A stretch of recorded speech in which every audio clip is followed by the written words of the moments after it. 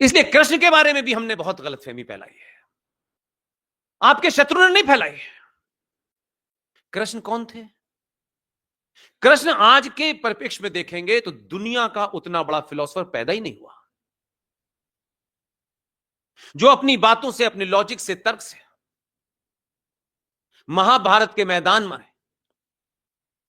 जब अर्जुन जो एक पराक्रमी था, वो अर्जुन बार बार कृष्ण की तरफ देखता था और कहता था कि जो उस तरफ है, यानी जो धर्म और अधर्म की लड़ाई में जो दूसरी तरफ लोग हैं, उसमें मेरे अपने भी हैं।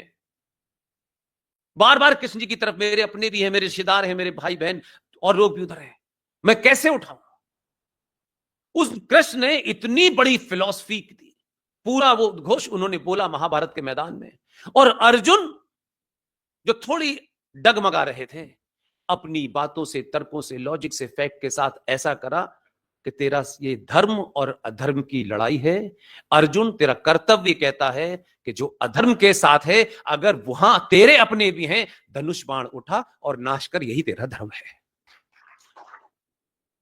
उस इतने बड़े फिलोसफर को हमारे यहां किसी ने ऑब्जेक्शन नहीं किया। फालतू की बातों में हमारे यहां बहुत ऑब्जेक्शन होता है। हमने उस कृष्ण को, ये जो बच्चे बैठे ना, इनको सिर्फ आज की भाषा समझ में आती है, कैलेंडर छपवा दिए। उस महान फिलोसफर को हमने दो रूपों में बच्चों के सामने पेश किया। एक तो वो माखन चोर थे, अमूल डेयरी का बटर चुराते थे,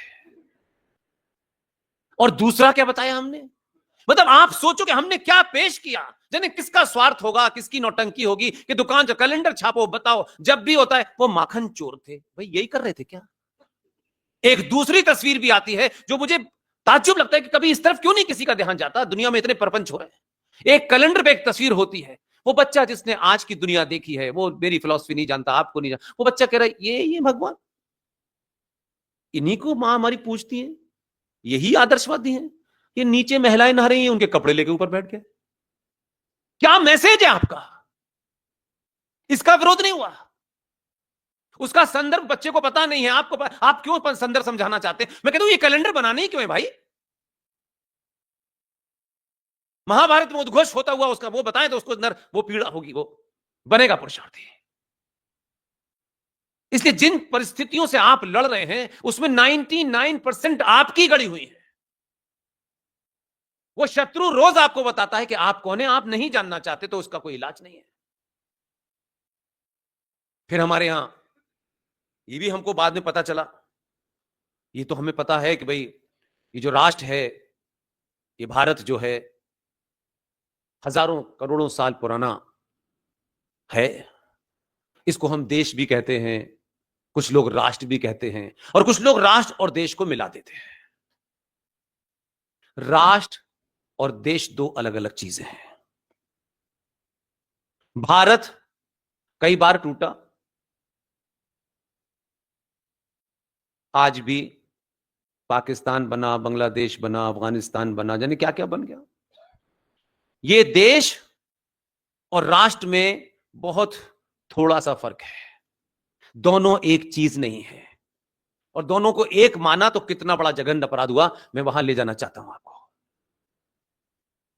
देश चलता है संविधान से, नियम से, कानून से, संसद से, और देश के जितने भी अंग हैं, जितने भी अंग हैं, सब तनख्वाह लेके काम करते हैं।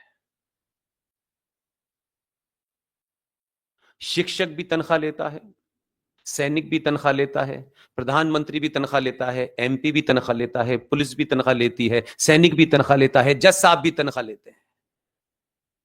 ये सब देश के अंग हैं, और देश की सीमा होती है। तो हम पहले दुनिया में ऐसे लोग हैं जहां राष्ट्र सत्ताओं पे निर्भर है। 10 करोड़ लोग, 15 करोड़ लोग, 20 करोड़ लोग वोट देते हैं, उसमें चुनते हैं, सरकार चलती है, वो नियम में पलट देते हैं, जब उनका दिल करता है तो ये हटा देते हैं, ये लगा देते हैं, ये बदलाव होता रहता है। लेकिन फिर राष्ट्र क्या है? राष्ट्र हजारों साल, करोड़ों साल, जितना आपको लगाना है लगाइए, आपकी मान्यताओं से, आस्थाओं से, परंपराओं से चलता है। राष्ट्र का कोई राष्ट्र को कोई सरकार नहीं चलाती, समाज चलाता है।